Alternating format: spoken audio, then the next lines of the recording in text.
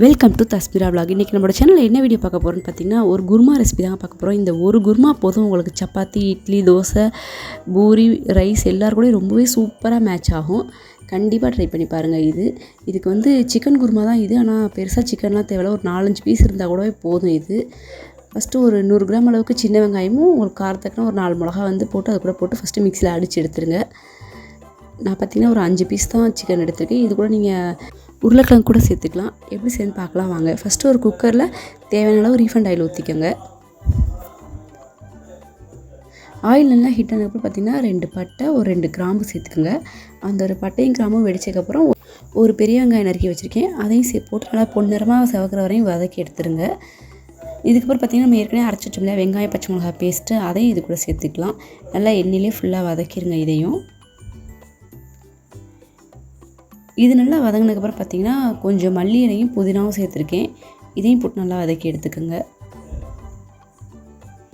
இது கூட பார்த்திங்கன்னா நான் 2 தக்காளி நறுக்கி வச்சுருக்கேன். அந்த 2 தக்காளியும் இது கூட போட்டு தக்காளி வதங்குறதுக்காக இதுக்கு தேவையான அளவு உப்பையும் நம்ம இப்போ சேர்த்துடலாம். சேர்த்து நல்லா ஃபுல்லாக வதக்கிடுங்க.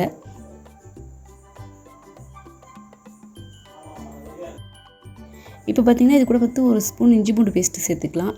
பச்சை வாசம் போகிற அளவு நல்லாவே வதக்கிடுங்க. இதுக்கப்புறம் பார்த்திங்கன்னா ஒரு ஸ்பூன் மிளகாத்தூள், இது பார்த்திங்கன்னா பட்டை கிராம்பு தூள் ஒரு ஸ்பூன் சேர்த்துருக்கேன். பட்டை, கிராம்பு, ஏலக்காய் அந்த மசாலா தான் சேர்த்துருக்கேன். அது உங்கள்கிட்ட இல்லைனா இதுக்கு பதிலாக நீங்கள் வந்து கரம் மசாலா கூட ஒரு ஸ்பூன் சேர்த்துக்கலாம். ரொம்பவே டேஸ்ட்டாக இருக்கும். இப்போ நம்ம அதெல்லாம் நல்லா எண்ணெயில் வதக்கினதுக்கப்புறம் அதோட பச்சை வாசம் போனதுக்கப்புறம் முன்னாடி நம்ம க்ளீன் பண்ணி வச்ச சிக்கன் எல்லாத்தையும் இது கூட சேர்த்துக்கலாம். சேர்த்து நல்லா ஃபுல்லாக பிரட்டிடுங்க. இதுக்கப்புறம் பார்த்திங்கன்னா இது கூட வந்து ஒரு 1/2 லெமன் அளவு புழிஞ்சு விட்டுடலாம் விதையெல்லாம் எடுத்துகிட்டு.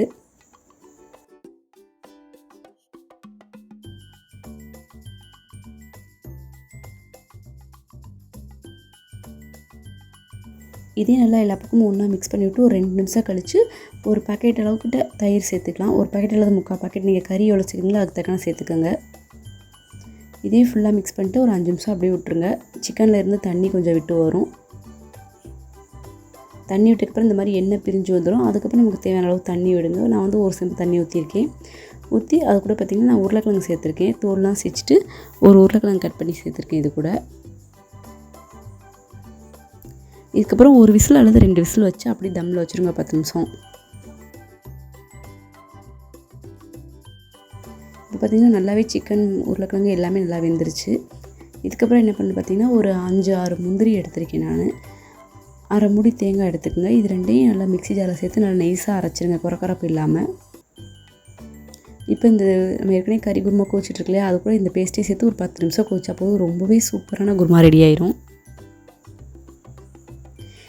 கண்டிப்பாக உங்கள் வீட்டில் ட்ரை பண்ணி பாருங்கள். ரொம்ப டேஸ்ட்டாக இருக்கும். நீங்கள் இப்போ தான் ஃபஸ்ட் டைம் என்னோடய வீடியோ பார்க்குறீங்க. என்னோடய வீடியோலாம் பிடிச்சிருந்தா மறக்காமல் லைக் பண்ணுங்கள். என்னோடய சேனலுக்கு சப்போர்ட் பண்ணுங்கள்.